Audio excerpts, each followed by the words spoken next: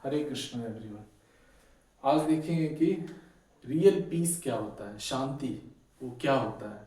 भगवत गीता में एक श्लोक आता है 4 चैप्टर 39 वर्स में, श्रद्धावान लभते ज्ञानम तत्पर संयता इंद्रिया ज्ञानम लब्ध्वा परम शांतिम अचिरेण अधिगच्छति। इसका मतलब क्या है कि a faithful man who is dedicated to transcendental knowledge and who subdues his senses is eligible to achieve such knowledge, and having achieved it he quickly attains the supreme spiritual peace. ये peace आया है इधर। So इसमें भगवान क्या बोल रहे हैं कि जो रियल पीस है वो आता है ट्रांसीडेंटल नॉलेज से, है ना। ट्रांसीडेंटल नॉलेज से आता है पीस। अब ट्रांसीडेंटल नॉलेज क्या है वो भी भगवान इसमें बताए हैं। तो और क्या है इसमें, फेथफुल पर्सन। फेथफुल पर्सन मतलब जैसे यहाँ से किसी को अमेरिका जाना है तो वो क्या करेगा, वो पासपोर्ट उसको मिलेगा, वीज़ा मिलेगा, तो वो वीज़ा पे ट्रस्ट करता है कि हाँ ये वीज़ा उसको ले जाएगा America, this is the valid, है ना, to take them to America.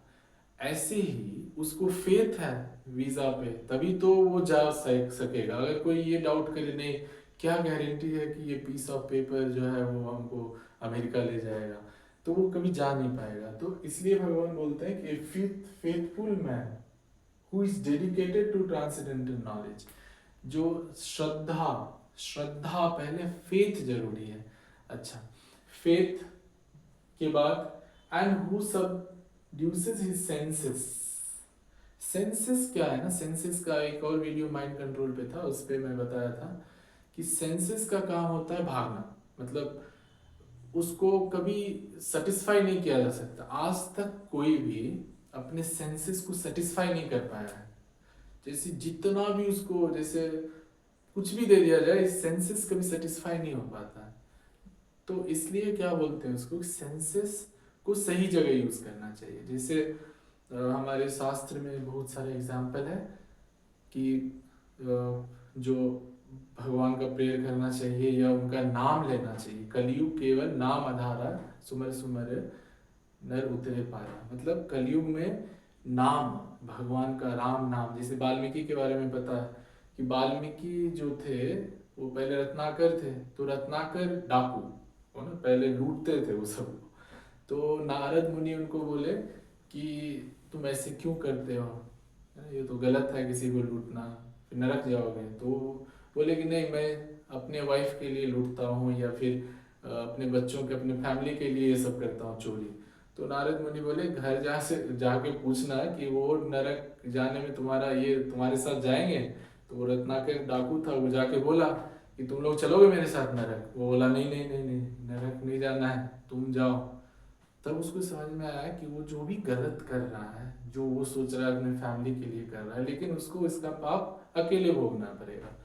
तो फिर क्या हुआ कि वो नारद जी को बोला कि आप कृपा करके बताइए कि इसको कैसे, मतलब कैसे इतना सारा पाप हो गया उससे कैसे बाहर निकले। तो नारद मुनि बोले उनको कि एक काम करो, तुम राम नाम लो। तो उस समय ऐसा था कि भगवान का नाम सब नहीं ले सकता था। तो नारद मुनि बोले राम बोलो। वो राम उसके मुंह से निकलता ही नहीं था। मतलब जो बोलते थे कि जो पाप ज़्यादा किया है, सिंफुल एक्टिविटी जो ज़्यादा किया है, पापी जो है, उसके मुंह से राम नाम नहीं निकलता है। तो वो ट्राई किया, उससे निकला ही नहीं। तो नारद मुनि वो बहुत कृपालु भगवान के भक्त थे, तो वो बोले ठीक है राम नहीं हो रहा, मरा मरा बोलो।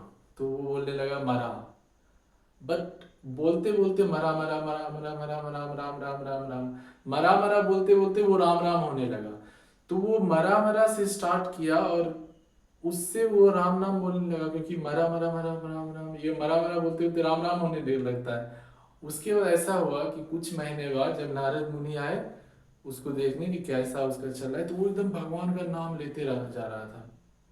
तो क्या हुआ, उसको देखे कि जंगल में जा रहा था, कुछ चींटी था, चींटी ऐसे कतार लगा के जा रहा था। तो वो चींटी को देखा तो उसको जंप करके, मतलब चींटी को नहीं मारा, वो इतना ज्यादा उसमें दया, धर्म, है ना, करुणा बोलते हैं, कंपैशन, है ना, वो सब उसमें आने लगा क्योंकि राम का नाम लिया। और भगवान का नाम और भगवान में ज्यादा फर्क नहीं, मतलब फर्क ही नहीं है।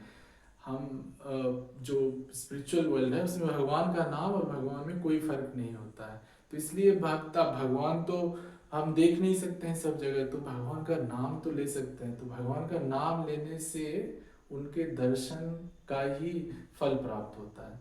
तो जब भगवान का हम नाम लेते हैं तो हमारे अंदर जो भी है ना निगेटिविटी है वो सब भागता है और हम लोग शुद्ध प्योर होते हैं, प्यूरिटी की तरफ जाते हैं ना, पॉजिटिविटी की तरफ जाते हैं। तो इस तरह से कलयुग में नाम का बहुत ही है। तो हम लोग अभी अगर भगवान का नाम 10 मिनट भी लेंगे, हरे कृष्ण कृष्ण कृष्ण हरे हरे, हरे राम राम राम हरे हरे, ऐसे करके अगर हम 10 मिनट भी भगवान का नाम ले डेली, 24 घंटा में 10 मिनट, तो एक पॉजिटिविटी आने लगेगा। और पॉजिटिविटी क्या, भगवान का नाम मतलब उनका दर्शन के बराबर फल मिलता है, मतलब बहुत बड़ा चीज हुआ ये। और ब्रह्म पुराण में भी लिखा हुआ है, ब्रह्मा जी बोल रहे हैं कि हरेर नाम हरेर नाम केवलम कलो नास्ति नास्ति गतिरन्यथा। मतलब कली काल में अभी जो समय चल रहा है, इस समय में क्या होता है कि बहुत सारा निगेटिविटी ज़्यादा है। अभी न्यूज़ देखने से उसको ये मार दिया, वो पूरा निगेटिविटी ज़्यादा होता है। तो उससे क्या होता है कि पता चल रहा है कि हम लोग कली काल में, मतलब वो अच्छा समय नहीं है। तो उसमें भगवान का नाम ही केवल सहारा है। अब कोई बोलेगा क्यों हम यज्ञ करेंगे, यज्ञ कैसे करोगे, यज्ञ करने का जो ब्राह्मण चाहिए, वो मंत्र चाहिए, वो तो पता ही नहीं होता है। वो तो अभी कौन, मुझे तो कोई नहीं मिलता है जो यज्ञ करवा सके। और जो मटेरियल चाहिए यज्ञ में, घी, ये अब अभी पनीर भी नकली नकली आने लगा है, घी नकली आता है, तेल नकली आता है। तो मतलब इसमें धीरे धीरे ऐसा होगा, इतना ऐसा होगा कि सिर्फ हरि नाम ही बच रहा है और दूसरा साधन धीरे धीरे खत्म हो रहा है। यज्ञ नहीं हो सकता है, ध्यान ध्यान करने बैठते हैं तो उतना ये नहीं होता है हमारे में कि हम ध्यान कर सके, तुरंत डिस्ट्रक्शन होता है, माइंड इधर उधर भागता है। तो इसलिए बोला जाता है हरि नाम ही केवल एक सहारा है ना। उसके बाद यही, अब नॉलेज, ट्रांसेंडेंटल नॉलेज, वो नॉलेज आएगा कैसे, भगवत गीता पढ़ने से, भागवतम श्रीमद् भागवतम पढ़ने से, और भी पुराणास हैं, वो सब पढ़ने से क्या होता है कि ट्रांसेंडेंटल नॉलेज आता है। तो नॉलेज आने से, और ऑटोमेटिकली जब नॉलेज आता है ना तो सेंसेस खुद कंट्रोल में आ जाता है। जैसे अगर किसी को बोला जाए कि 2000 जो पुराना नोट था 2000 का, वो एक बक्सा भर के दिया जाए कि भाई 2000 का एक बक्सा नोट लो, वो बोलेगा नहीं नहीं नहीं नहीं चाहिए। क्यों? क्योंकि उसको नॉलेज है कि ये 2000 जो है ना वो बंद हो गया है। तो ऐसे क्या होता है कि जब हमको नॉलेज हो जाता है किसी चीज का तो टेंशन नहीं होता। जैसे क्या, जैसे हम साइंटिफिकली इसको समझे तो हमारा जो यूनिवर्स है, मिल्की वे गैलेक्सी, वो बस एक पार्ट है पूरा एग्जिस्टेंस का। और जो मिल्की वे गैलेक्सी है उसमें हमारा सोलर सिस्टम एक पार्ट है, और उस पार्ट में जो अर्थ है उसका एक छोटा सा पार्ट है। उस अर्थ में हमारा एक छोटा सा हिस्सा कहीं है ना। तो उसमें से हम अभी बैंगलोर में है, ऐसे करके क्या होता है कि बैंगलोर में एक जगह। तो अगर हम ऐसे सोचे कि इतना, ये तो साइंटिफिकली है, अगर कोई बोले कि नहीं मुझे बिलीफ नहीं है शास्त्रा पे या वेदास पे या फिर कुछ, तो इतना तो पता आजकल सबको है कि हमारा एग्जिस्टेंस जो है वो इतना बड़ा है। और उसमें से हमारा, अगर हम अपने आप को ढूंढे तो वो शायद मिलेगा ही नहीं, क्योंकि 90% डार्क मैटर है। उस डार्क मैटर के बाद, डार्क मैटर मतलब जो साइंस को पता नहीं है, वो एग्जिस्ट करता है लेकिन वो पता नहीं है साइंस को, है ना। उसमें जो 10% है, 10% है, 90% तो पूरा पता ही नहीं है। उसमें जो 10% है, उस 10% में हमारा मिल्की वे गैलेक्सी एक छोटा सा पार्ट है, और उस मिल्की वे गैलेक्सी में सोलर सिस्टम है। तो ऐसे हम अगर हम अपने आप को ऐसे समझे तो कोई ईगो नहीं रहता है। ईगो किसको होगा? जिसको लगेगा कि हम ही सब कंट्रोल कर रहे हैं, मतलब मेरे कंट्रोल में सब है ना, I am the controller of everything, उसको ईगो होगा। लेकिन जब हम ये समझे कि हमारा पूरा एग्जिस्टेंस में क्या वैल्यू है, मतलब कहाँ हम क्या कर सकते हैं, है ना, तो समझ में आएगा कि सच में यार अपना तो बस, इसको बोलते हैं ट्रांसडेंटल नॉलेज। जब हम अपने आप को समझे कि हम क्या हैं इस एग्जिस्टेंस में, और सेंस ऑटोमेटिकली कंट्रोल हो जाएगा। फिर क्या होगा? We quickly see, having achieved it, he quickly attains the supreme spiritual peace, है ना। तो शांति प्राप्त करने का ये तरीका बेस्ट है। क्या?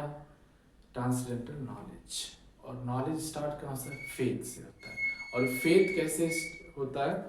फेथ होता है हम जब चीज़ें को ना समझते, प्रैक्टिस से, अगर कोई बोले कि हाँ राम नाम लो या हरि नाम लो तो तुम्हारा हो जाएगा सब, मतलब तुमको नॉलेज भी आ जाएगा और तुम्हारा सेंस भी कंट्रोल में हो जाएगा और माइंड भी कंट्रोल में आ जाएगा and you will be happy. ठीक है, तो इसके लिए, वो हैप्पीनेस के लिए हम कम से कम स्टार्ट कर सकते हैं, है ना। अगर फेथ उतना नहीं है तो स्टार्ट कर सकते हैं, जैसे हरे कृष्ण कृष्ण कृष्ण हरे हरे, हरे राम राम राम हरे हरे। 108 बार काउंट करने में 7 से 8 मिनट लगता है ना। 8 मिनट तो हम कम से कम दिन में अगर 8 मिनट ही करें और एकदम ध्यान से, है ना, तो उससे क्या होगा कि हम देखेंगे कि क्या चेंज हो रहा है ना। ऑटोमेटिकली हमारे में निगेटिविटी हमसे भागने लगेगा, है ना, क्योंकि भगवान का नाम में इतना पावर है कि हम ऑलरेडी हम ऊपर ट्रांसडेंटल नॉलेज की तरफ जाने लगेंगे। और जब हम ट्रांसडेंटल नॉलेज को प्राप्त करेंगे तो ही हम स्पिरिचुअल पीस को प्राप्त कर सकते हैं। नहीं तो मेटेरियली कुछ भी कर ले इंसान, उसको पीस गारंटी नहीं मिलेगा, कुछ भी कर ले, क्योंकि ये भगवान का कहा गया है। और भगवान इसी भगवत गीता में बोलते हैं कि ये मेरा सृष्टि बनाया हुआ है, मतलब वो जो दुनिया का निर्माण किए हैं वही बोल रहे हैं कि यही एक है ना, ये तरीका है पीस अटेन करने का, शांति प्राप्त करने का, है ना। तो हमको इस पे विश्वास करना चाहिए और विश्वास करने से फायदा होगा, है ना। तो भगवान का नाम लेते रहिए और शांति आराम से मिलेगा, सेंसेस पे कंट्रोल, माइंड पे कंट्रोल, सब होते रहेगा। ठीक है, हरे कृष्ण।